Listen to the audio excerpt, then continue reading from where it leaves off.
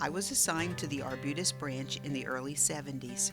I remember my first day.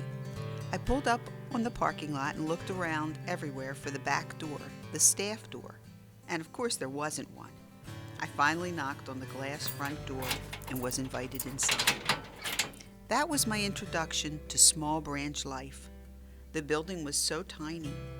If you burned toast in the kitchen, customers could smell it on the public floor, and laughter from the workroom could be heard all through the building. We got to know our customers very well. I remember Allison, who lived next door. She brought her huge white husky in to visit every day. At that time, pets were allowed in the library. I remember when we got new carpeting, Allison and her pup stopped in to say hello, and just as they went out, the dog left a little pile by the front door. I was horrified and quickly scooped it up with a paper plate. No permanent damage. Phew! I took my job as a children's librarian very seriously. During those years, many books began to be published for children on serious themes. We read them, and we were prepared to find books on these topics if asked. These were beautiful and serious stories about prejudice, injustice, divorce, war, aging, and so on. I remember when two elementary school girls came into the library.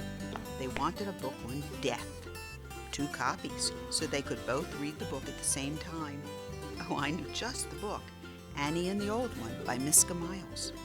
The girls looked at the cover in puzzlement. Not death, they said, as I talked about the story. Deaf! Deaf! It was a book about Helen Keller they wanted. The building was rented space and odd in some ways. We had a meeting room in the basement. At one point, it was painted like an alphabet block, with yellow, green, red, and blue walls. Those colors really brightened it up for children's programs, like my Mother Goose program.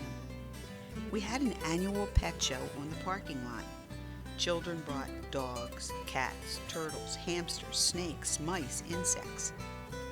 Every pet received a winning certificate. The quietest pet, the smallest pet, the largest pet, the shaggiest pet, the sweetest pet, and so on. The children went home happy, and the pets were all special. Those were golden years.